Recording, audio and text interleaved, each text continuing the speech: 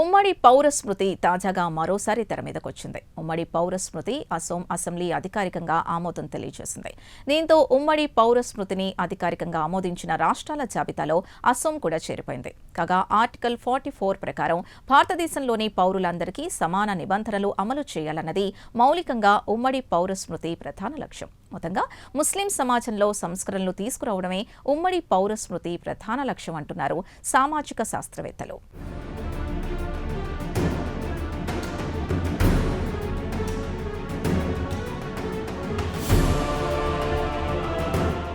దేశంలో ఉమ్మడి పౌర స్మృతి అమలు దిశగా మరో కీలక అడుగు పడింది. తాజాగా ఉమ్మడి పౌర స్మృతి అసోం అసెంబ్లీ అధికారికంగా ఆమోదం తెలియజేసింది. దీంతో ఉమ్మడి పౌర స్మృతిని అధికారికంగా ఆమోదించిన రాష్ట్రాల జాబితాలో అసోం కూడా చేరిపోయింది.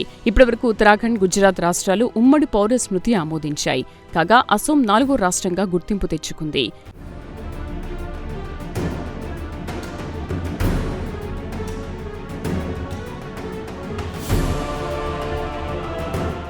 ఇటీవల జరిగిన అసోం ఎన్నికల్లో భారతీయ జనతా పార్టీ హ్యాట్రిక్ సాధించిన సంగతి తెలిసిందే. కాగా ఎన్నికల ప్రచారం సందర్భంగా తాము 3వసారి అధికారంలోకి వస్తే అసోంలో ఉమ్మడి పౌర స్మృతిని అమలు చేస్తామని ముఖ్యమంత్రి హిమంత బిశ్వ శర్మ గట్టి హామీ ఇచ్చారు. అంతేకాదు ఎక్కడ ఎన్నికల ప్రచారం జరిగినా ఇదే హామీని హిమంత బిశ్వ శర్మ ఇచ్చారు.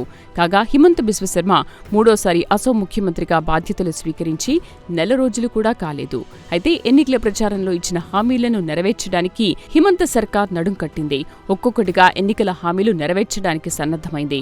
ఇందులో భాగంగా తాజాగా ఉమ్మడి పౌర స్మృతికి అసోం అధికారికంగా ఆమోదం తెలియజేసింది.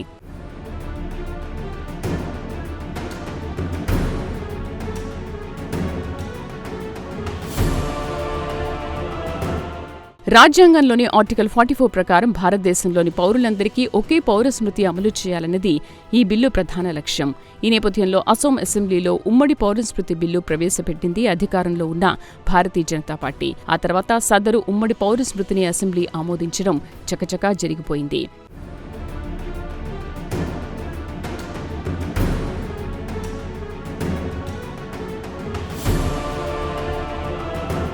మన దేశంలోని ప్రజలందరికీ నేరాలకు సంబంధించి విచారించడానికి ఒక చట్టం ఉంది.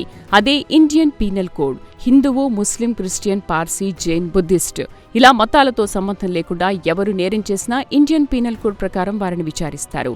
నేరం రుజువైతే శిక్ష విధిస్తారు. ఈ అంశంతో ఎవరికీ పేచీ లేదు.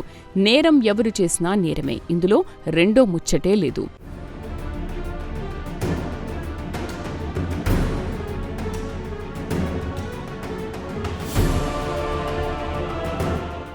అయితే వివాహం, విడాకులు, దత్తత, వారసత్వ హక్కులు ఇలాంటి సివిల్ అంశాలకు సంబంధించి వేర్వేరు చట్టాలున్నాయి. ఇలాంటి వ్యక్తిగత అంశాలకు సంబంధించి ముస్లింలు తమ ధర్మశాస్త్రమైన షరియాను అనుసరిస్తుంటారు. షరియాకు లోబడే అన్ని సివిల్ వివాదాలను పరిష్కరించుకుంటారు.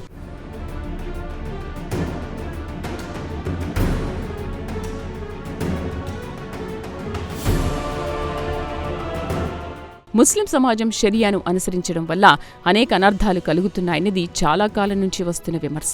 షరియాను అడ్డం పెట్టుకుని ఎక్కువ మంది భార్యలను కలిగి ఉండడం ముస్లిం సమాజంలో చాలా చోట్ల కనిపిస్తోంది. దీంతో ముస్లిం సమాజాన్ని సంస్కరించాలన్నది కేంద్రంలోని నరేంద్ర మోదీ ప్రభుత్వం సదుద్దేశమంటున్నారు రాజకీయ విశ్లేషకులు. మొత్తంగా ముస్లిం సమాజంలో సంస్కరణలు తీసుకురావడమే ఉమ్మడి పౌర స్మృతి ప్రధాన లక్ష్యం అంటున్నారు సామాజిక శాస్త్రవేత్తలు.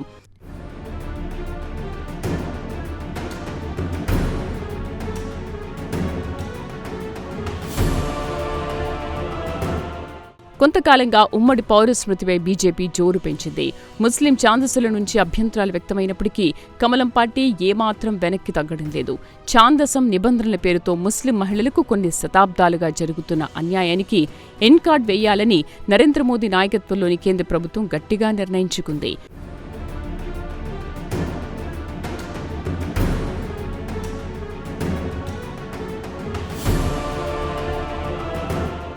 ఇదిలా ఉంటే 1985లో షాబాను కేసులో పౌరులందరికీ వారి మతపరమైన కార్యకలాపాలతో సంబంధం లేకుండా కొన్ని హక్కులు సార్వత్రికంగా ఉండాలని, చట్టాలన్నీ అందరికీ సమానంగా వర్తింపచేయాలని సుప్రీంకోర్టు ఇచ్చిన తీర్పుతో ఉమ్మడి పౌర స్మృతి అంశం తెరముందుకొచ్చింది.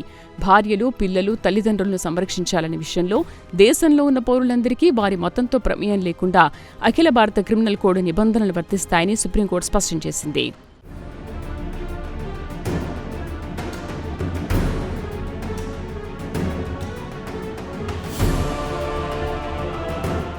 అంతేకాదు సార్వత్రిక పౌరస్మృతిని అమలు చేయాలని ఆదేశించింది. కానీ షాబానో కేసులో సుప్రీం తీర్పును రద్దు చేస్తూ కాంగ్రెస్ ప్రభుత్వం పార్లమెంట్లో చట్టం చేసింది.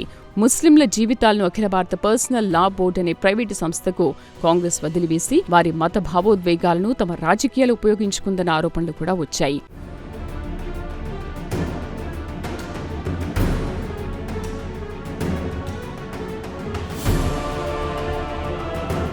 ఇదిలా ఉంటే ఉమ్మడి పౌరస్మృతి అంశంపై ఏమాత్రం తొందరపాటు తగదని కొంతమంది వాదిస్తున్నారు. ఉమ్మడి పౌరస్మృతి చాలా కీలకమైన అంశమన్నది వీరు చెబుతున్న మాట. ఈ నేపథ్యంలో ఇంతటి సంక్లిష్టమైన అంశానికి సంబంధించి అన్ని వర్గాల ఆమోదం అవసరమని సామాజిక శాస్త్రవేత్తలు అంటున్నారు. అందరూ మత పెద్దలతో సంప్రదింపులు జరిపి ఏకాభిప్రాయానికి రావాలంటున్నారు. మొత్తంగా యూనిఫామ్ సివిల్ కోడ్పై తొందరపాటు ఏమాత్రం తగదని అభ్యుదయవాదులు సూచిస్తున్నారు. ఏదేమైనా తాజాగా ఉమ్మడి పౌరస్మృతి అంశం మరోసారి తెరమీదకొచ్చింది.